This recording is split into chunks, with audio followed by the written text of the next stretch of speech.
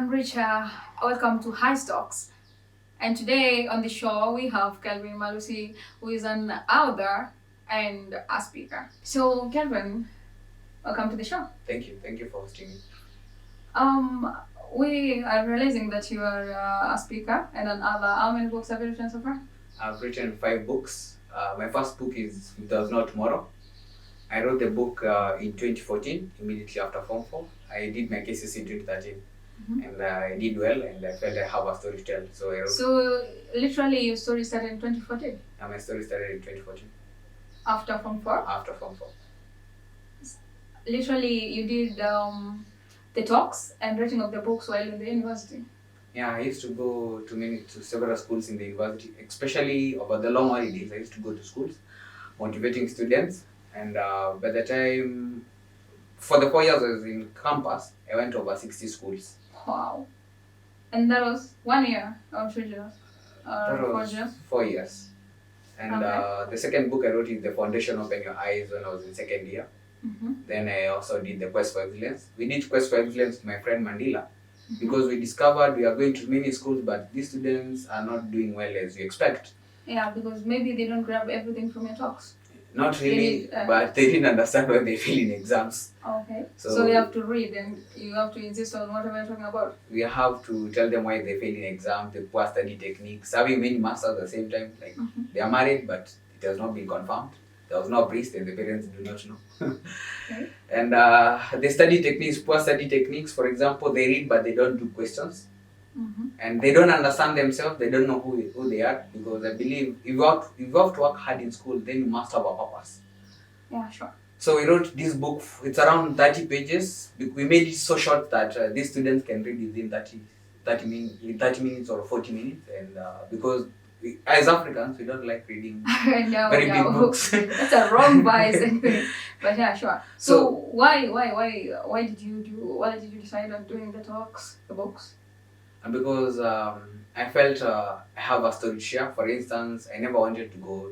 I went to just longer school, but that was not my dream school. I wanted to go to Alliance Boys High School, and I discovered that is the story of many students who are in school. Most of them, they had bigger dreams. They wanted to go to national school, the Renana School, the big Miranda High School, Alliance Boys High School, Alliance Girls High School. Yeah. But as fate is, So St. John's Wanga is in which county? It's in Kitui County. Okay. It's one of the best schools in Kitui County. But when I was choosing school, it was not in my mind. You wanted to be in Nairobi. I wanted to be in Nairobi. The big schools. The big schools. So when I found myself in St. John's Wanga, I felt discouraged. I felt like a failure. And it really affected me because mi nilikuwa kwa system ya wakienda kula naenda nao, wakienda kulala naenda nao, wakienda kucheza naenda nao. Even when a teacher asked a question about biology, mi nilikuwa nainua mkono wakati ameangalia side yenye niko, because I felt like I'm in the wrong school. And I also took a book from the secretary whereby ilikuwa na PO box number, so I'll write letters to Alliance, please give me a chance to join your school. That was so absurd. So how did you manage being in the same school where you felt discouraged, felt low? The KCC results of 2009 were released when we were in Form 1, Term 1. And the principal called us to the hall and he said, 2 boys have scored A's. One is Kelvin Gay with an economic 3 points. Kelvin, as your name. As my name. And Kelvin comes from Kasunguni near our place. So I was like, if a guy comes from Kasunguni, why should I not do well?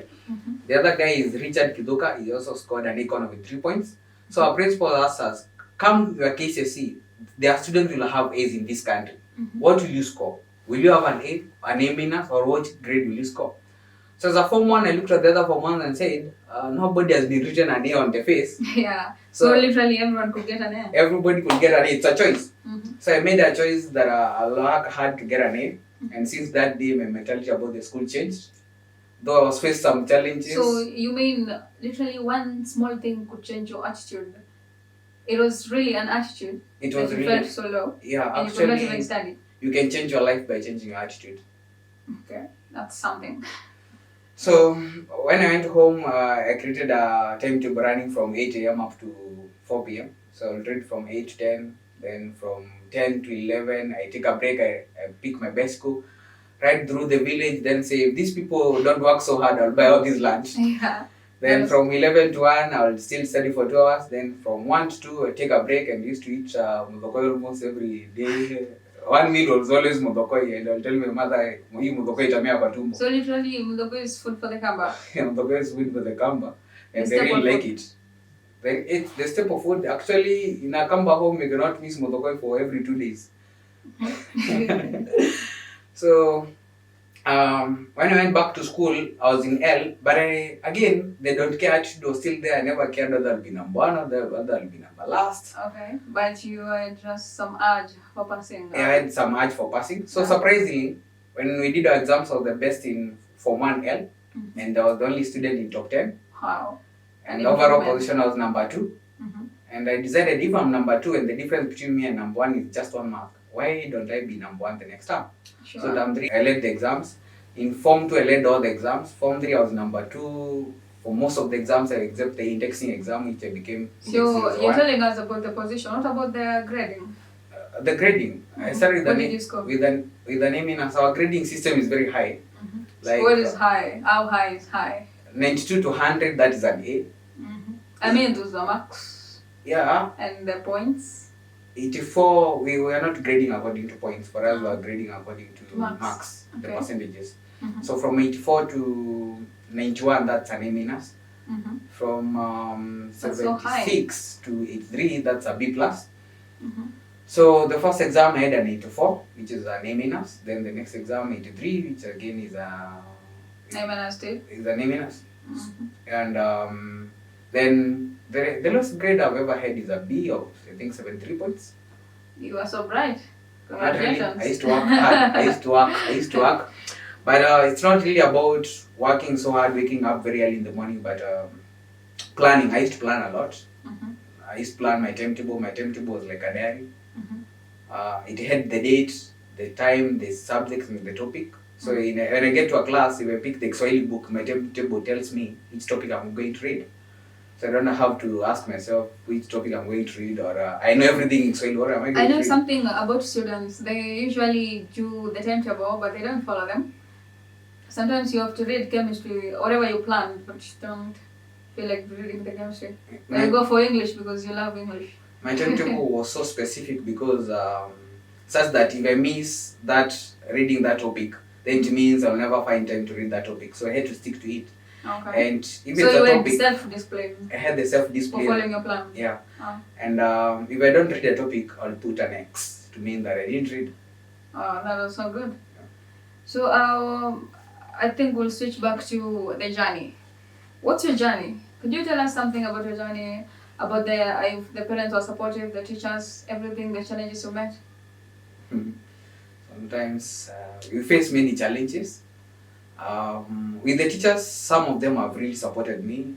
I give credit to Mr. Mwasia, my principal. He's currently the principal of Ngovio Boys. When I started talking, he introduced me to the chairman, and I got a forum of principals in a conference, and I spoke to them, and I got many schools. And before the talks, could you talk about the journey before the talks? Like the parents, the schooling? The parents, they didn't believe in the books. They thought talent doesn't pay. We should just read and then you get into a job. Okay. In fact, there's a time I was talking to mom and she was asking me who are you going to sell the books to. But my expectation was she will tell me, I have this friend, you can sell the book to this friend. I have this friend, you can sell to this. Okay. But they were like, who are you going to sell the books to? And that statement really challenged me. It said that my first 200 books I sold in 2 weeks. I think, Kelvin, with the students, they would still want to know how you managed in high school. You see, some students think that you have to get so much support from the parents for you to pass. No, you just need to believe in yourself because at the end of the day, you're not reading for your parents. So you do not care about if the parents are paying the fee, if they're supporting you in everything else, that they're telling you should study every time? I didn't mind about that, but they always challenged me to work so hard. Okay. And again, when I never made to Alliance Boys High School, sometimes they will feel like this guy failed. So sometimes they will fear this guy is going to fail in KCSE. How? But at the end of the day, I worked hard for myself because what worries me is not me, but my children. What kind of a life will they live? For the future. For the future. Okay. So could we now go back to the talks? You were saying something about the talks, and your parents telling you send the book. There was someone discouraging you or thinking it's not the right thing to do. And they were thinking it's not the right thing to do because even after graduating, they thought I should get a job. But I told them I had the passion to go to schools.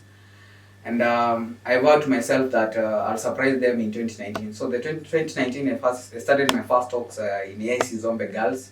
Oh. And one thing led to the other, and by the end of the year, I'd done about 100 talks. And what about now? Currently, I've reached 160 schools. COVID-19 affected us, but we are getting back to schools, and we are motivating many students. COVID-19 affected everyone, so you don't have to care about that. So we're doing the wrap up. This is our camera, and you could tell someone outside there and all the people who want to know your journey, give them a word. My simple word is believe in yourself. Not everybody should believe in you, and you don't need everybody to succeed. You just need to believe in yourself. So long as God is with you, you can achieve anything you want. So friends, this is the wrap up of iStalks. I was your host, Marita Monde, and we had Kelvin on the show.